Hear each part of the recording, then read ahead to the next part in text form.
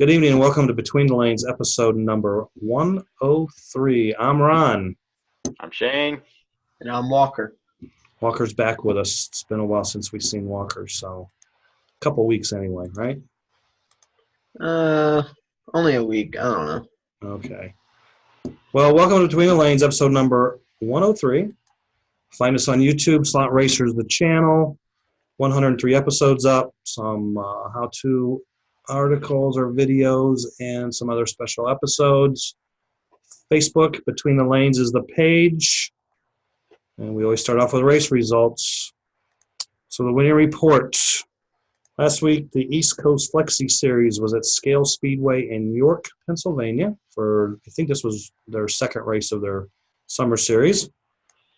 Stock car class was won by Bobby Davis with Pops Davis second and Barry Rosenberger in third.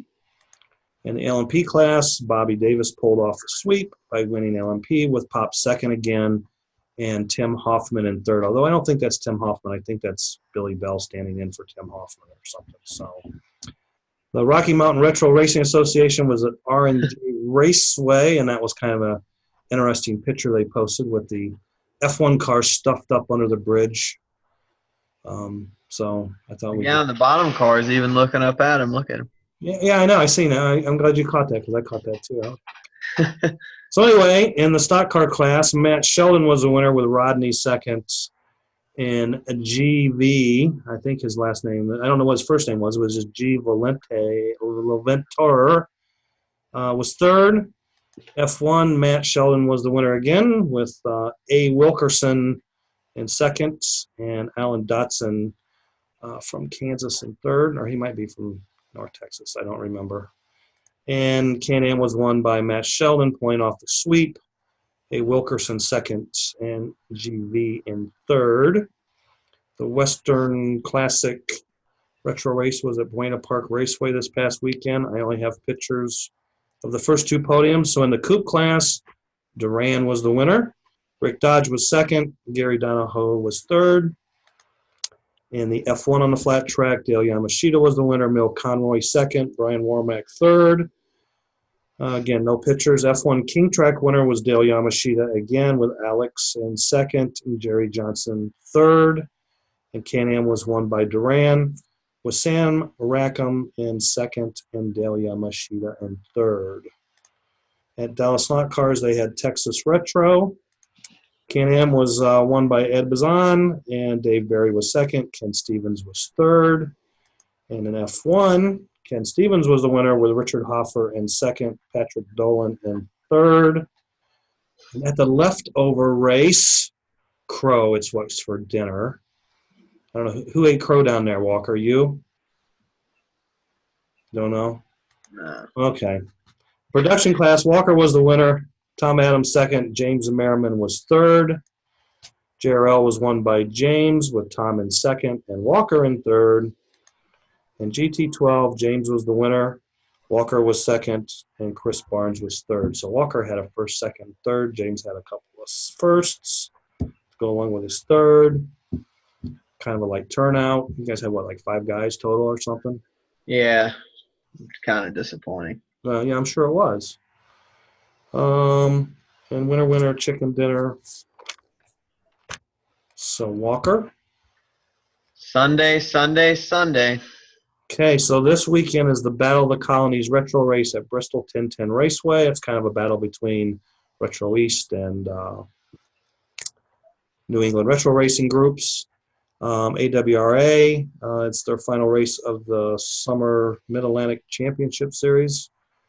Next weekend, the weekend of the 10th, will be Mid-America Hardbody Enduro number 3 or 4 of the summer at Naperville. Mid-America, East Coast Flexi Series is racing. Mid-South has their first race, correct? Already? Okay. Well, I had a note here. It said Mid-South had a race. Yeah, the second weekend of August. So, yeah. Okay. Where's it at?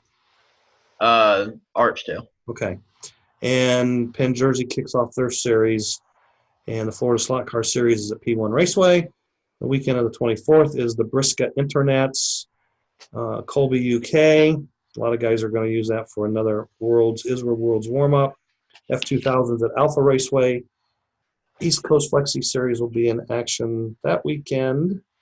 And the Gator Retro Racing Association, along with Dallas Slot Cars, will be racing retro cars.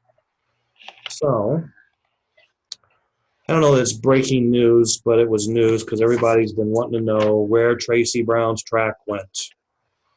Where did the Black Widow go? So Richard Canute has purchased the track. At some day in the near future, we hope it will be up and running out in sunny Southern California, along with the scale track that came from Slot Car Raceway, and they're also going to have a drag strip there when they get open. So Tracy's track is headed to California, everybody. So should be a good deal. Richard will take care of it, and it'll be as fast or probably faster than what it was. And good luck to Richard Canute and his new purchase. Wayback Time Machine.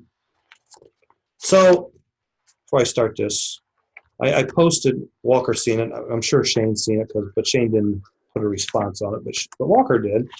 I asked on the Between the Lanes Facebook page for people to put up what like raceways that are notorious for, through the years of history of slot car racing, past, present, future, known for, hosting big races and stuff like that. So I kind of had a short list, and on that short list was a track that used to be in Springfield, Ohio back in the day, back in the early 70s. And as I did a little research, because the raceway was only open a couple years, but they had one big race, and there really wasn't much history there. Like, it was raceway opened, and well, anyway, they had this big race, and the big race was called the Coca-Cola 500.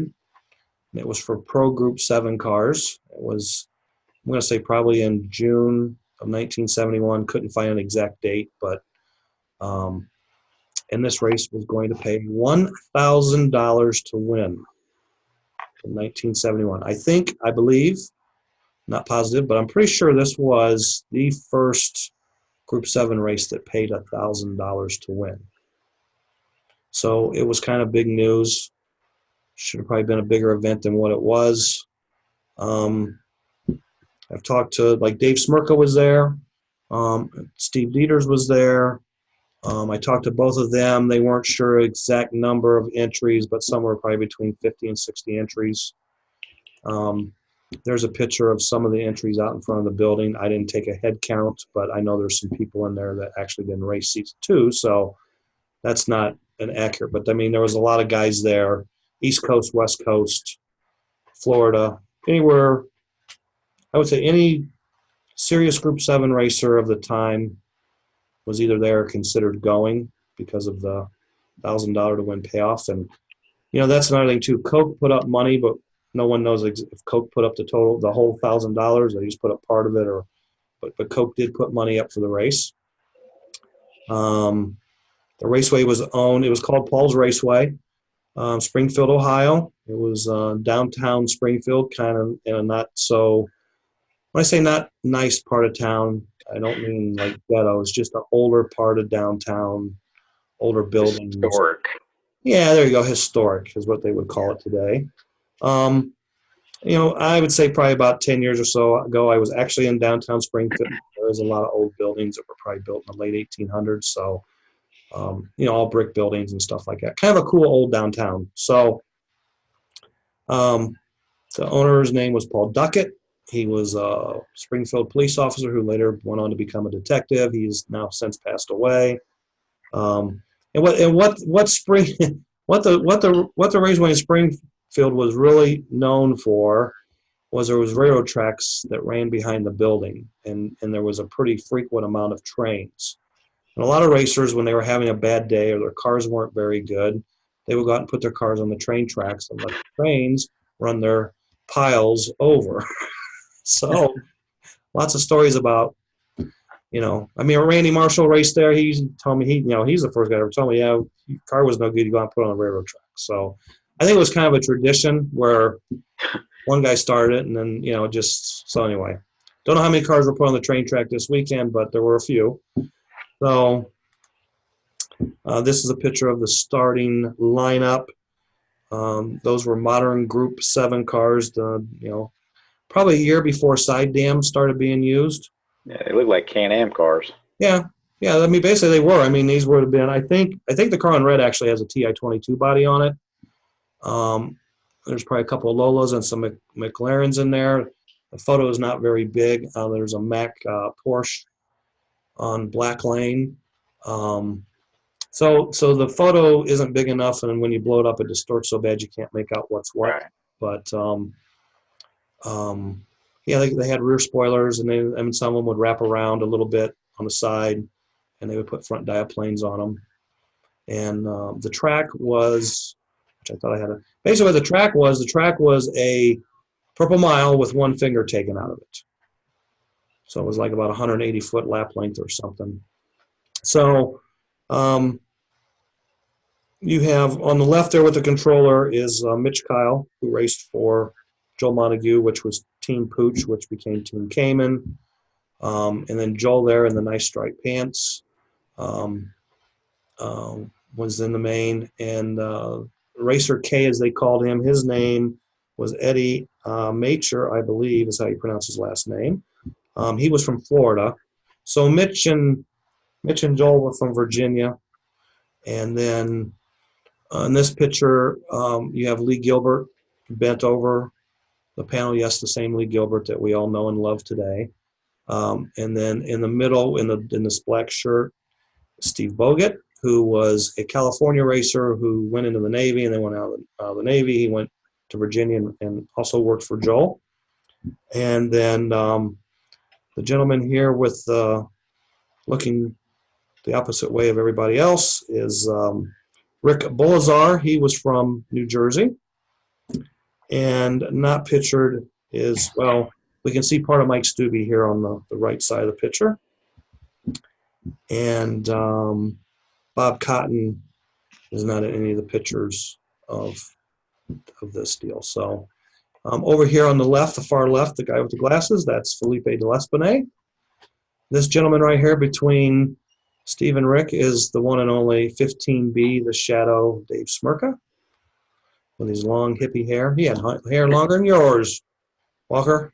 Well, mine didn't get grown out far enough. Yeah, I know. It could have kept growing. It's just going to keep growing now. So maybe by October you'll have the Dave Smirka look. No, it's not growing that fast. If you take vitamins, it will. Take vitamins. Yeah, like girls take prenatal vitamins when they're not pregnant to like make their nails and their hair grow thicker and longer. So, there you go, Walker. Take some pregnant pills. Just passing that off to you. Yeah, there we go. So the winner was Joel Montague, a.k.a. Monty Montague. He won the big $1,000 that day. The trophy girls there just happen to be, you got to love the one on the left there. If you can see, she's got curlers in her hair. But I guess they were kind of walking down the street like, what's going on here? And, well, we won this race, and they held the Coke sign. And so you got, I believe it's Joel and then Mitch and Trophy Queen. And that might be Bob Cotton behind the other Trophy Queen. And then Steve Bogut. And I guess that's probably Eddie there on the left. That's Special K. Racer K, yeah. So another interesting factoid. So in the main, you basically had four guys from the East Coast, 2 guys from the West Coast. Five guys from the East Coast, 2 from the West Coast, and then you had Eddie from Florida. So at that time, Joel was running the Champion C-Cans, and the West Coast guys were running the new Mira C-Can. So this was about the time the Mira Green Can or C-Can came out. And then Stubbe ran a cut-down 16D can where they would cut them down so you didn't have to use the shim in the can, and it would make it about the same size as a C-Can. So just a little bit of tidbit, factoid, technical information there for you. And, of course, at this race, it was announced that Ken McDowell there in the picture, owner of Parma Raceway at the time, kind of before Parma International. I mean, they were doing some manufacturing, but it was more of a raceway than it was manufacturing. It was announced that they would have the first miniature auto racing news nationals, which in history, people consider this the first USRA nationals, which technically it wasn't because the USRA wasn't even really a group at that time. They may have used USRA rules, but it was the MAR or the MAR nationals, not the USRA nationals. And Parma had it the first 2 years, and then Parma closed the raceway, and then the race went till Elyria, the slot shop, in 1973, which we'll probably talk about those races in a future episode. So there's all your connections. And there's some of the beautiful downtown Springfield buildings in the background, and I can tell you that both those buildings still stand to this day because I see it, well, maybe not to this day, but 10 years ago they were still standing. So I haven't been to downtown Springfield since. So there you have it. So yeah, I'm working on the racing stadiums for a future show, but it's not going to be as simple or easy as I thought it would be because there are so many, and I have to decide if I'm going to break it up by eras, 60s, 70s, 70s, 80s, 80s, 90s, or maybe by areas of the country. So, yeah, I mean, everybody flocked to that place one time, and then it was so bad, many guys would never go back, and then the raceway closed probably a year after. And they were in the original Tri-State series, Tri-State USRA series of the time, which that could be a whole nother story another day. So, tell us about the leftover race. Who got the majority of leftovers? I guess James did, right? Yeah, I guess James did. He won 2 of the races, and I won the other one. Well, you kind of smoked him in production, right? Yeah, they got caught up in each other. Okay. And so then it just ended up me being way far away while they raced each other. Okay. They kept wrecking and giving each other second place, and that just let me fly away. And then I'm going to assume you probably didn't have very many turn marshals. No, we had the rest of my family. Okay. So my mom, my dad, and my sister. Oh, Summer was there. Yeah. It's good she helped out. So then in JRL, James won. I think James won pretty well. Maybe that was just by a couple laps. That was kind of a close race, wasn't it? I don't remember. I believe so. And I think he kind of smoked him in GT12 a little bit. Yeah. He is the defending USRA champion. He's the defending. Yep. Walker. Well, Walker didn't win the other 2 races at the Nats, so he wasn't defending nothing. Yeah. I was defending my pride. And did your pride get bruised? Not really, because I had too much fun to care. Okay. Because the race was canceled Friday morning, and then it was back on Friday afternoon. Yeah, I mean, it was just like basically we knew that there was only going to be a couple people there, and we didn't want them to drive and just race with a couple people. Right. But they all decided they were going to come anyways, so we raced. Yeah, as long as they didn't care, and I mean they did get to race, so yeah, get to play with your. They go in understanding that it's basically going to be for fun, and why not? Right. Yeah, I mean, and like for example, Tom or Chris and James, they don't really have a flat track or anything to go race on. Right, and they don't get to race that often, so right. Yeah. Yep. And it is the middle of summer. Yeah, exactly. So, I mean, so help me out here because I don't recall. But you're gonna race GTP and stuff on the Cobra too, right? Yeah, we didn't have Original. any for that. Right. Right. Yeah, those guys wanted to come do some flat track racing. Yeah. Made our day a whole lot easier. Right. No, it worked out. I mean, as long as those guys got to race, they were happy. That's cool. Yeah. Yeah, we're done fairly early too. Yeah, it didn't take us too long. We were done at like 4-ish. Right. 3 or 4. So 3 races in Those about a guys month. to And get then dinner and then head home. I mean, I don't know if Tom went straight home, but I imagine Chris and James did. yeah. Go over Yeah, had a few. Yeah, I don't know.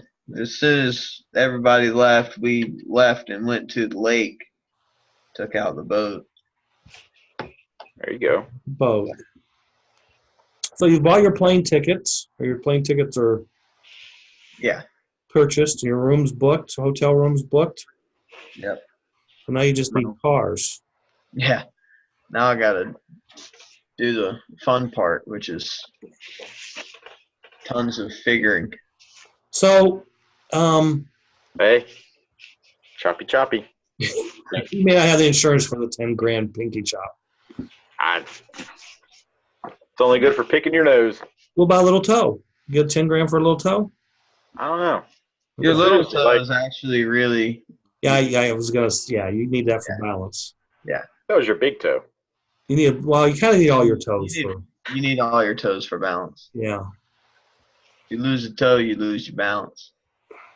Mostly because you're cussing and hobbling around trying to figure out how to put your toe back on. So Get a job at IHOP. Don't have time. how high? There you go. So okay, so now you've got a GoFundMe page up. Yep. So if any of our viewers want to donate to Walker's good cause of going to the 2019 Israel Worlds in Colby, UK, England, how do they find your GoFundMe page? I've posted a couple of times on my Facebook. I'll probably share it like once a day Okay. until the middle of September. Well, So. can you go? Because I've never done this. Because usually, if I've done a GoFund or go look at one, there's a link and I link. Boom. Yeah. So if you go to like the GoFund.com or whatever it is website, is there a search, like you can search Walker McNulty and then? I don't know. Okay. I think there is. I think if you go in, there's a search tab. Okay. Like if you click on his link itself, it basically has an explanation of what he's trying to, Right. I guess, raise or get funds for or whatnot. But now if you go to the actual GoFundMe page itself without clicking on his link, I want to say there's a search bar that you can search maybe his last name. Well, I'll find out. Let me look. He's going to look right now. He has the technology. Yeah, because I want to say I've done that before for certain events and things like that for helping people and friends out. Let's see here. So, okay, so then today you listed 3 Womps for sale. Do you still have them? Yeah, but I've had a little bit of interest. Okay. If anybody's looking for Womps to go AWRA racing or Womp racing, Walker's got 3 Womps for sale. Trying to help you out here. And there's also, I'm selling my car from last weekend. But the cash doesn't come with it. Yeah, the cash doesn't come with it. Sorry. You shouldn't have. I already used that on a plane ticket, boys. Yeah, that money's already been spent. Let's see. If I search Israel Worlds Fund, will it come up? And go. After you. What is your headliner in when you set up your page? It's literally 2019 Israel Worlds Fund. Yeah, it comes up. It'll be the first thing if you. Hey, what if you type your name in? Will it come up that way? I don't know. And they got one more thing you can type in too. After you type. Let's see here. Yep, it comes up that way too. All right, try help sending my poor slot car butt to England to race slot cars. That one probably won't work. So if any of our listeners, watchers, viewers would like to help Walker achieve his dream of racing at the Israel Worlds, And I think a big part too is so you can get points. So when Wizard Worlds comes here next year or the following year, Yeah. Next year, I think they're in. 2021 is when the Worlds comes here. Yeah. Yeah. Then he will. Are you going to try and go next year also? Latvia is definitely going to be a harder one to go to because that's a lot more expensive of a place to go to. Start saving. You got a year. Get a job, get a haircut, get a job, be somebody. Chop a finger off. It has to be accidental. First, though. Get the insurance first before you start chopping pieces and parts. I'll just sell my right testicle. Hey, there was a thing for like 30 grand. Not you brought that up. They're laughing. We're being serious. Yeah, they do pay for donations of liquid, so you might want to look into that and see if there's someplace close by. You look like a prune by the time you get to England. Yeah, they have money. So you can donate that. You got blood. You got plasma. Yeah. I'm sure they probably don't want my blood. Why not? I don't know. Free health check. Bacon, grease, and cheeseburgers. I mean, there's someone out there that loves that. Yeah. What else do we got? Let's see here. I would say hair, but that's gone. Yeah, he didn't have enough for Locks of Love, I don't think. It was probably close, but we kept it anyway. So yeah, there's Get you a lemonade stand, set it up out there on the sidewalk. Yeah. Right. Hey. You never know. We're trying to help you here. Get yelled at by one of these cops because these cops are really nice. Yeah, you won't have your permit, so you'll be in trouble. Or I remember whenever Bobby used to live off of 16, every weekend whenever I'd go to his house, you'd get off 485 at exit 16, and you go left to go to his house, or you would go right to go to the airport. There's always a guy there with a sign. Get you a sign. Not homeless. Yeah. Just need money for race cars. There you go. Need money for slot. Not homeless. Not on drugs. Just trying to. Hey, try this angle. Need money for a haircut. Oh yeah. I wouldn't get very much donation from that. Hey, you never know. You never know. Hey, you set up a GoFundMe, and who was your first taker? First donator. Nathaniel. There you go. Nathaniel Parent, a.k.a. That's my prison name. So you're not going to rent cars now. You're going to just try and go there with your own program. Is that the? Yeah, that's the idea. So my suggestion to you and my recommendation to you is going to be get your armatures first, along with your motors, and cycle those armatures. And get them babies race ready because you don't want to go there with brand new arms. Yeah. You got the flat track there. Yeah, that's what You can run hundreds of laps on choke or whatever, not get them toasty, but set them out, get them rebalanced, put them back together, run them, send them back out, cycle them about 2 or 3 times, and you should be good to go. Yeah. Then get your magnets popped. Yeah. Yeah. So you got plenty of time to do that. I mean, if you get the whole thing is you order your armatures a day. God knows when you're going to get them, but you got to be prepared when they come to slap them in something. Boom. So you can always slam your cars together. I mean, that's the easy part because you're going to buy chassis already assembled. You just got to put all the pieces on it. Yeah, I think Kevin had some nice stuff that he had pictured. Kevin Van Pelt. Oh yeah, I've been looking at that and I've been talking around trying to figure out what I want to get. I know he has cars, and then Kevin, I think his last name's Palmer. Kevin Palmer had stuff for sale a while back. Yeah, because he offered it to me to buy it to race at this year's Nats Dirt Track, and I passed on it because I was like, I think I'm getting kind of over my head now. So where do you go to get the latest and greatest Horkey chassis? Straight through Horkey. Okay. I mean, like the Dubik site, I've been scrolling through there and looking at everything. They've got the distribution page and everything. You Right. can write him too. You know that, right? What? Said you can message him also, because I've messaged him before questions on my GT12 chassis. Yeah. Yeah, I've already He's real been good about talking replying. to him and whatnot. Dubik is definitely a big, definitely probably what I'm going to go for. So so let me ask you this next question. When is your what is your date that you are leaving to go to England? Get on the plane at Charlotte on the 28th of September.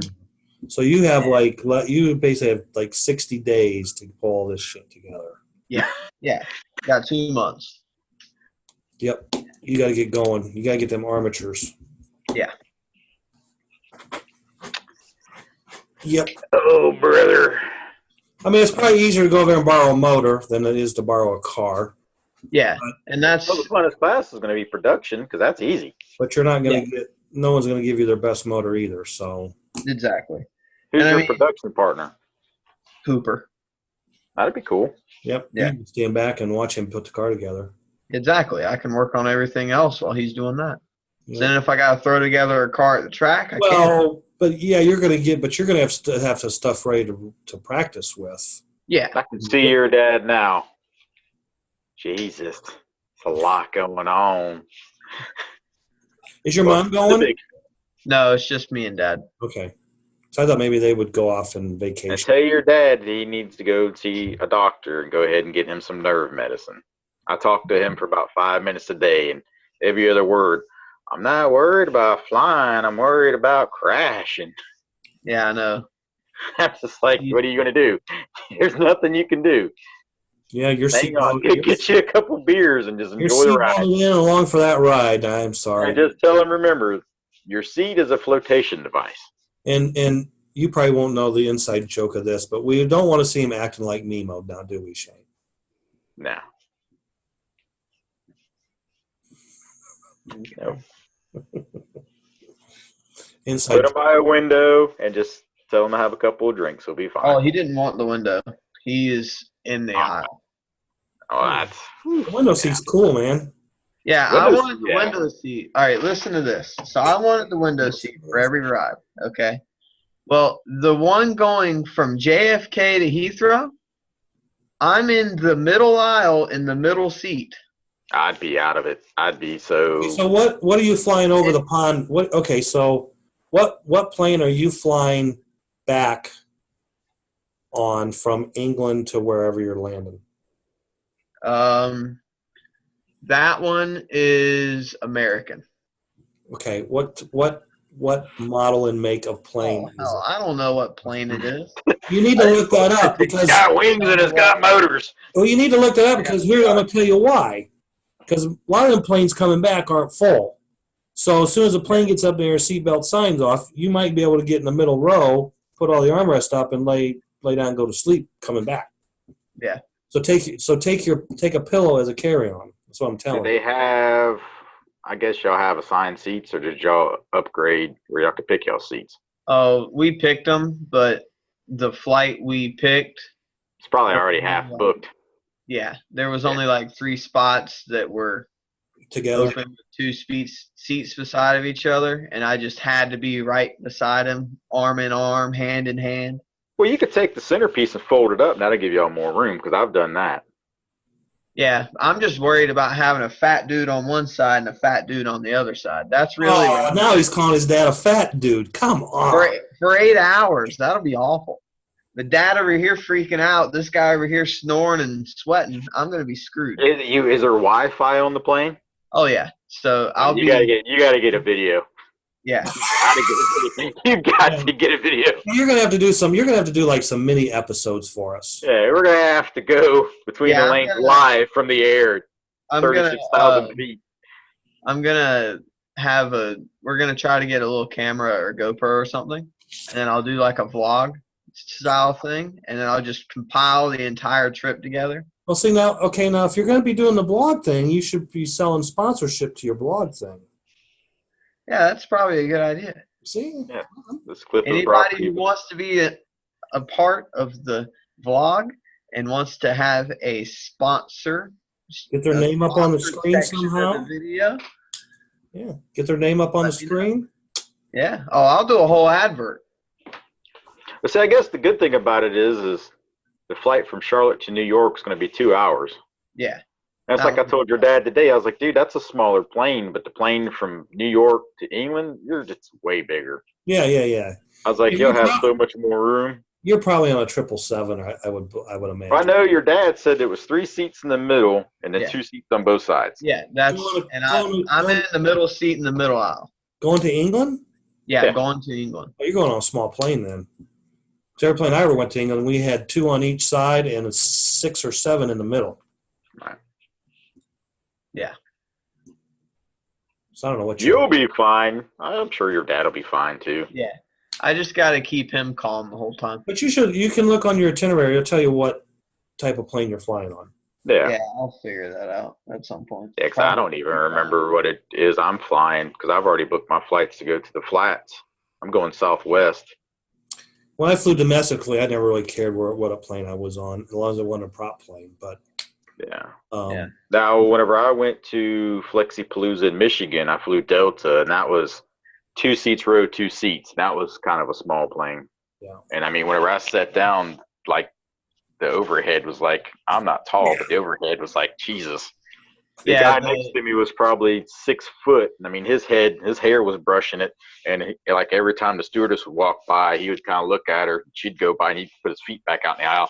And he's like, this thing's killing me. And I was like, well, why didn't you get first class? One time I flew to Belgium, and there was only like 7 of us on the entire plane, not counting the crew. Right, that'd be it's like good. One of those. Yeah, this plane go down. No one to miss us. Yeah, it won't even make 7 o'clock news. Yeah. Yeah, we're flying Delta all the way there, and then coming back to American. Delta's nice. Like I said, the first flight I ever took, I went with Delta because a lot of people suggest that. They said you're going to pay a little more, but as far as, being nice and quality and everything else. Yeah. They serve alcohol on those flights too. Yeah, I know. I found out real fast on Southwest you can't get a beer. Well, if you're an 8-hour flight, you're liable to get 2 meals on that plane. Yeah. That'd be fun. Well, yeah, dinner and breakfast. What time do you fly out of JFK? It's overnight. We leave JFK at like 6 or 7 at night. Yep. And get to Heathrow at like 7 in the morning or something. It'd be cool too because you can actually watch the sun because you'll be flying. Yeah. That'd be neat. Yeah, yes and no. Depends if you're going up the globe and down the globe or. Yeah. Yeah. Yeah.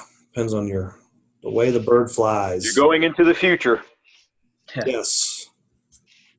See, the funny thing is, whenever we come back, we'll be getting on the plane at You'll leave Thursday at 6 o'clock, and you'll get back to Charlotte Thursday at 6 o'clock. Or 9 o'clock. Almost. Or 10 o'clock. So we leave. That's why I told you. Monday. Carry on pillow. Carry on pillow. I'll get you one of them neck things, so you're. Yeah, I'm gonna get one of them neck things. One of them there neck thing about my bobbers. So someone sponsors you on the neck thing. Can they get their logo like on the neck thing? Yeah. We'll put stickers on it. I know someone who can embroider it for you. That's expensive. His mom will just make the vinyl stickers for it. Yeah. And I can just rip them off after every hour or every 30 minutes. I rip them off and then put a use Velcro. So you're thinking. There you go. Or get a hat. Get a hat too, yeah. Just keep ripping hats off on top of hats on top of hats and go through TSA with that. Yeah, perfect. The good thing is you already got your passport and stuff like that. Yeah, we both have our passports. So you have them in possession? Yeah. Okay, good. Well, they had those since they went to Canada to go get the flight track. That's right. That's right. Well, I didn't know if they got the pass or the passport. So we got everything. Yeah, I think they went top notch. They might as well because I think they said it was like $25 more to go ahead and get the. Right. Yeah. I'll probably in the next year or so, I'm gonna go ahead and do that. It shouldn't take me as long just because of my job. My name's already in the system with the bases and everything else I've been through. And it's still, let's see, I think they're still good for 10 years, aren't they, a passport? Yeah. Yeah, 10 years. yeah, I got same thing. Yeah, I got every kind of, I can be within 5 feet of a nuclear sub, but I got to get a passport to go somewhere. That's why I was like, Well, you need to get, that was one of the things they asked me whenever I went and got all my passes. They asked me, "You have a passport? This will be a lot quicker." And I'm like, "Nah." And the guy at the thing was like, "You need to get a passport." well, passport's more for the other country you're going to versus getting in and out of the States. Yeah. You got He said something about a passport, like definitely says, "Hey, this is you." So as far as your background check and everything to get a Right. hard badge, he's like, "It's so much quicker." He was like, "It's just a little bit more paperwork if you don't have a Right. passport." Because when you do your passport, you have to send in like your birth certificate and stuff. So it proves your citizenship, and then you prove your residency through other means. So. Yeah, because I think if you have a passport, you don't have to have the new license, do you? No. As far as the stars? No, but you can use a passport to get the star license. Right. Yes. So Because I've already got my new license with the star. because either way you're going, you're approving that you're a citizen of the Right. United States. Yeah. Because you have to have your birth certificate to get either one. Yeah. And then Ron, tell them the very helpful information you've told me before as far as currency. Oh, you want to go to your bank and buy your current and order. When I say order, it's like you're ordering it. You go to your bank Focus. and tell them we want 1,000 British pounds or we want 1,000 euros. I don't know what's the currency. Yeah. You need to probably ask. I need to figure out what that local currency is. Well, what's more widely accepted, I guess. Yeah. I mean, I think they accept the euro everywhere, but you want to go to the bank and say, I want 200 or 300 or 1,000, whatever dollars worth of. Yeah. Because you get the best exchange rate when your bank gets the money for you. Yeah. Or you can put everything on a credit card. That's what we're doing there, and you get the best exchange rate. Yes. Yeah, we're don't doing go, Don't go over there with $1,000 in your pocket. Get off the plane and go to the booth in the airport and say, "Okay, give me," because they'll charge you about 30%. Yeah, you'll go there with 1,000 and leave at about 700. Yeah, it's a ripoff. Yeah, I mean, as long as nothing happens like what happened whenever we got this track, where we had to go through immigration, and you're gonna have to go through immigration regardless. Oh yeah, but I mean, still, Dad also had a lot more money than what he said he had on him. Or just tell your dad not to lie. Yeah, you can't be lying about your cash. Yeah, he did that like 3 times. Yeah. Yeah. That was sketch. Yeah, because then next thing you know, he'll be going in a room. Well, and the next thing you know, they'll be taking your cash, and you'll have no cash. Exactly. That's what was more scary. I would have cared less. Right. Yeah, I'll wait here in a hotel for you to get out of jail, Dad, but make sure we keep the money. We got to be able to buy this track here. We can't. 2 years ago, they told you get your American traveler's checks. Because that's American traveler's checks. Yeah, you would buy these traveler checks, and then you write checks when you went over. Oh, yeah. Because it was guaranteed money. Yeah. But I don't even know if they even – I'm sure they probably still do American traveler checks, but that's I don't know. I old school. Yeah, because as soon as you said it, I was like, oh, yeah. Well, it used to be all, 70s and I guess part of the 80s, Then I guess if you were to use your debit card, call your bank and let them know that you're traveling. I've ran into that problem. Yep. First time I ever ran into that problem was when I went to the New Jersey Nats. Let your bank know. I had so much cash, and then I was like, all right, I'm getting kind of low on cash. I want to hang on to this for emergencies. Right. And then Bobby was like, oh, I can run you by the bank. It's like, all right, yeah, let's go by the bank. Swipe my card. Nothing. I'm just like, yeah, because like when you charge something at JFK, you then 6 hours, 8 hours later charge something at Heathrow. Yeah. Credit cards companies are like. Well, see, that was the thing that whenever I called my fraud. No, they said it was out of my circle. I guess you have I'm obviously in South Carolina, so right. Georgia, South Carolina, North Carolina. Right. Virginia, Tennessee, I have like a circle where it's like, okay, but then all of a sudden here I am in New Jersey. Right. It's just like they pinged it. Right. Which I was thankful that they did that. You know what Right. I mean? It was kind of aggravating at first because it's like, I know I got money because I got paid. You know. But we'll Oh, we'll keep giving you good advice before you leave. So take you some chewing gum so your ears will pop and you don't get a headache. have you ever I flown really need to before? figure out how to bring ice because I'm gonna miss ice. Wait. Have you ever flown before? No, neither one of us have. Okay. Yeah. Take some chewing gum. Chewing gum. I would suggest maybe eat a little breakfast. Yeah. The first time I flew, I didn't eat anything because I was nervous. I ain't gonna lie, I have no reason to lie about it. I landed and I had a migraine. I was just like, "Ooh." And then flying back, same thing. So then my second flight, whenever I went to the Flexi Fiesta, I was like, I'm gonna eat me a little breakfast. I got to the airport early, kind of knew the runs because I've already been, got there Don't a say little early. runs. Oh, you know what I mean. There's a whatever. Yeah, the runs because of the breakfast. Don't say Nah. runs. Dang tacos. No. With A1 sauce. That's another joke. Yeah, I'm gonna do that. That actually sounded good. Kind of We're off not topic. even going to get into that right now. Yeah. So anyway, yeah, we need to wrap this up. So All right. Yeah. there's your between the lanes travel trips, international Suggestions. travel advice and suggestions, along with some race results and upcoming races and all the other stuff. So, nobody's racing this weekend, right? When's your next race, Walker? The mid. I'll be at a track, but it's not slot cars. Yeah, I might actually go to a real race. I think Joe Dirt's racing here in town again, so I might I'll be at Hickory. venture over there. This will be my first weekend not having to race a slot car, so that'll be great. See if you and your dad want to come to Hickory with us. I don't know if he'll want to go or not, but I'll ask.